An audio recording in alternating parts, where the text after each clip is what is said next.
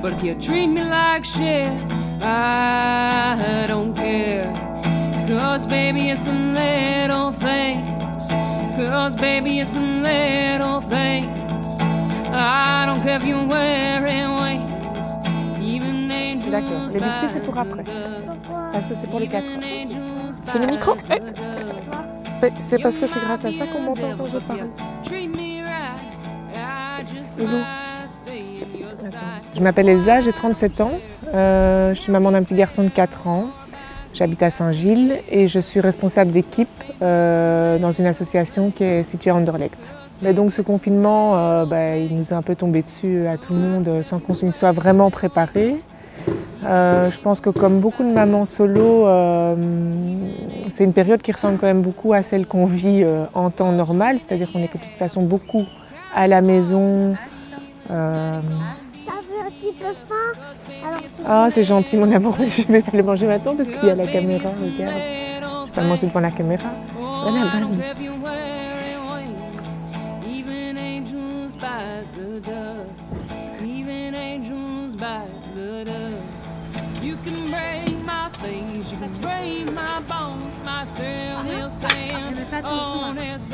Et moi je tiens la fourche.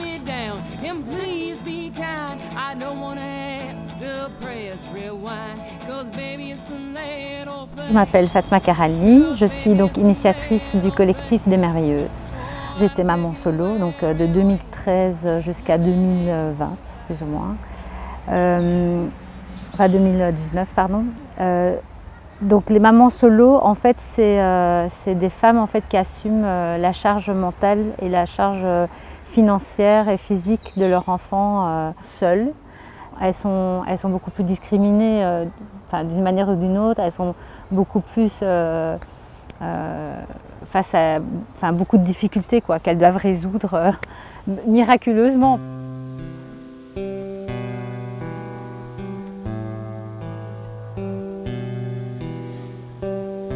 Pour ces familles qui sont seules à assumer les enfants et de devoir travailler en même temps parfois, voilà, l'isolement est encore plus grand et on se rend compte l'importance du réseau social et du réseau familial à ce moment-là. Finalement, je pense que le confinement, c'est juste, on constate des problèmes qui sont exacerbés mais qui sont déjà là.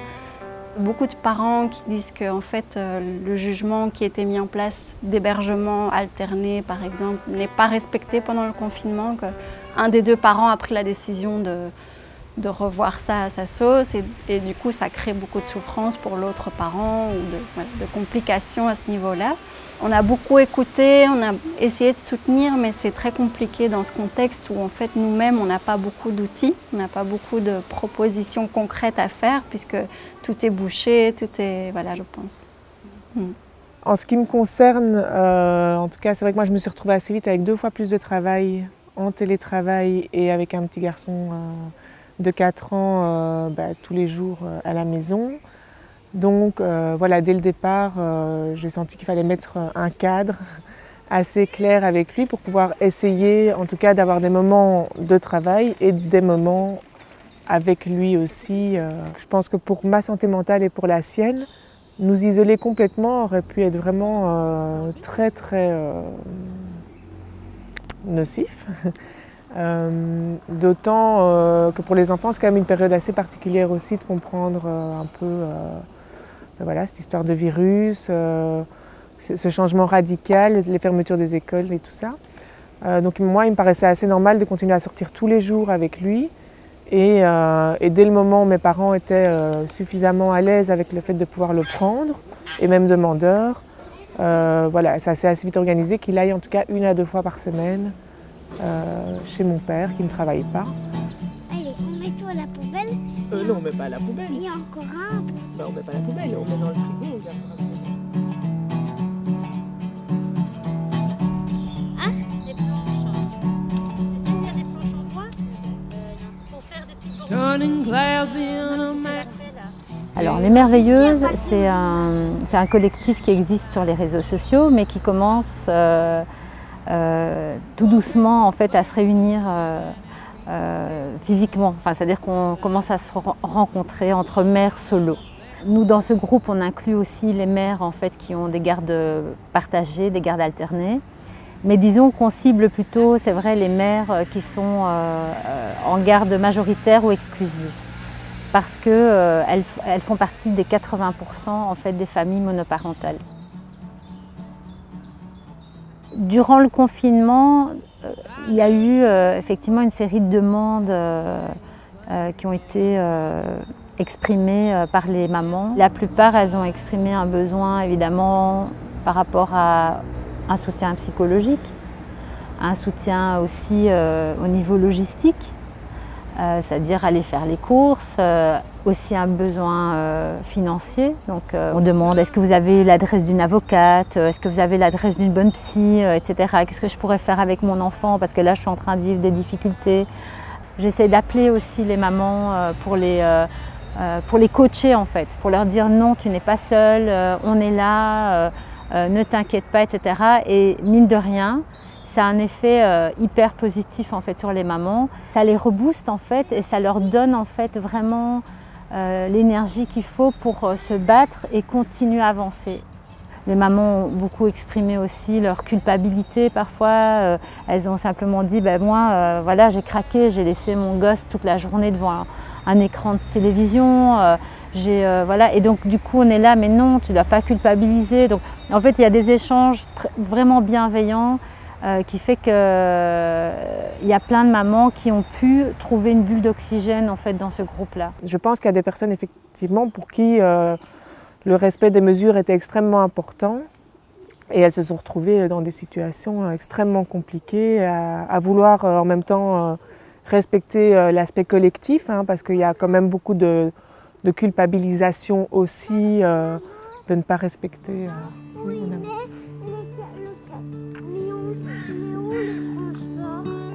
Pardon? Non, les cailloux, les trucs comme ça. Il fallait les mettre en dessous du banc là-bas. Tu vois, hein?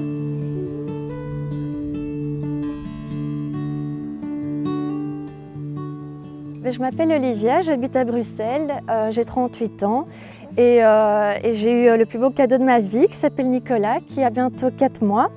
Et je suis maman solo, donc il n'y a pas de papa. C'est vrai que ce terme solo a vraiment pris une autre dimension dans le sens où je me suis vraiment retrouvée seule chez moi confinée à tout gérer. Donc les courses, le ménage, la cuisine, le bébé, la nuit, les pampers. Et c'est vrai que ça a été dur à ce moment-là. Ça a été vraiment difficile au point qu'à 20 h, j'étais déjà dans mon lit avec le petit. Heureusement, il y a quand même eu le Vélo Jaune, l'organisation où j'ai rencontré Marie, qui était déjà là pendant la fin de ma grossesse. La force du Petit Vélo Jaune, c'est que les accompagnements ils sont vraiment individualisés et que c'est basé sur une relation de confiance. Ce sont des bénévoles, actuellement une 50aine, qui vont chacun dans une famille, toujours la même, une fois par semaine, pour soutenir des parents qui sont principalement des familles monoparentales. Alors ce sont des familles qui sont toujours isolées, souvent précarisées et qui rencontrent différentes difficultés, mais qui ont principalement envie d'avoir un soutien, quelqu'un qui les écoute, qui vient partager leurs difficultés avec eux. Puis on a commencé à faire en sorte de se revoir en gardant évidemment ces 2 mètres de distance qui n'étaient pas du tout naturels, mais bon, il fallait parce que je n'avais pas envie voilà, qu'elle ou moi ou le petit tombe malade. D'une aide pratique, on est passé, enfin je suis passée à un soutien, un accompagnement plutôt qui est devenu, bah oui, un soutien psychologique, enfin une présence. Parce qu'au début, où je pense qu'elle a un peu paniqué que je ne vienne plus, elle me dit oui, mais je dois ci, je dois ça. Enfin, j'entendais qu'elle disait il faut que tu viennes. Et à un moment donné, je lui ai dit mais tu sais, si je viens, là maintenant, c'est pour toi. Parce que d'abord, en tant que maman, elle est hyper compétente, elle ne le savait pas encore, mais voilà, elle a pris confiance en elle. La présence de Marie est très importante, ça me fait vraiment une pause dans ma semaine. Car ça me permet de me confier et elle a toujours une attitude bienveillante envers moi. Elle est très objective et elle a aussi ce côté un peu maman que j'aime beaucoup et que je pourrais même la considérer comme ma belle-maman en fait. Donc voilà. Ça je t'ai pas dit mais je le pense.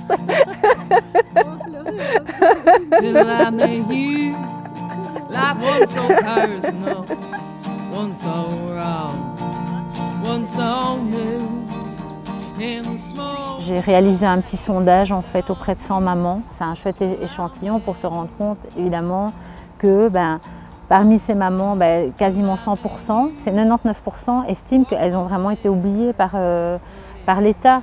Et c'est pas faux, puisque effectivement quand on constate que voilà, il n'y a aucune mesure en fait spécifique à la monoparentalité qui a été prise en fait durant ce confinement, oui effectivement elles ont été oubliées. C'est plus la dimension collective et plus militante en fait qui m'a plus attirée vers ce collectif. J'avais effectivement vu des interviews de Fatma aussi au moment des dernières élections, avec des revendications en fait qui étaient très clairement énoncées à partir de ce qui avait été partagé dans le groupe. On pourrait se dire, mais pourquoi on crée une ASBL, une association spécialement dédiée aux familles monoparentales, alors qu'il y a déjà beaucoup de services sociaux ou d'autres services qui pourraient aussi apporter une aide à ces familles-là, finalement, dans leur travail plus général. Mais moi, ce que je remarque, c'est qu'ils se sentent reconnus, en fait, dans le fait de, ok, enfin, on prend la peine de créer quelque chose spécialement pour nous, de se poser des questions par rapport à nos besoins, à nos problématiques. Mais disons qu'il n'y avait rien de spécifique par rapport aux monoparents. Et donc moi, j'ai essayé, en fait, pendant toutes ces années, d'organiser une rencontre entre mamans, de mettre sur papier en fait des revendications très claires et de montrer qu'en fait on était capable en fait de politiser notre discours en fait et pas seulement de dire pas juste de se plaindre en fait, de dire nous on connaît les solutions, écoutez-nous. Et ça a permis d'ouvrir en fait certaines portes, aborder la question de la monoparentalité et revendiquer aussi des choses pour les familles monoparentales. Depuis les élections, il y a un comité interministériel, un groupe de politiques qui travaillent en concertation avec les associations, mais on attend impatiemment que le gouvernement fédéral aussi puisse prendre part à ce comité interministériel. Pourquoi? Parce que c'est grâce à ce comité interministériel que nous, les associations et les collectifs, on peut adresser des revendications, on peut soumettre des idées, etc. et on est entendu. Vraiment, là, je dois dire que voilà, c'est pour ça que pour moi, c'est historique. Okay, merci. Voilà, il y a des semaines qui ont bien marché, il y a des semaines où j'ai l'impression qu'on arrive à trouver un équilibre, il y a des semaines qui ont été extrêmement compliquées. Et donc, effectivement, à ce moment-là, j'étais bien contente de pouvoir demander de l'aide pour lui et pour moi, en fait, parce qu'à un moment, sinon, ça crée une situation de tension. Là, on commence peut-être à trouver un certain équilibre. On redoute un peu la reprise éventuelle à un moment. En temps normal, on doit quand même gérer une multitude de choses, de tâches, ce qu'on appelle la charge mentale. Ce ralentissement, il fait quand même aussi du bien. Mais ça, je pense que c'est pas qu'en tant que maman, solo. Mais tiens, tu peux proposer.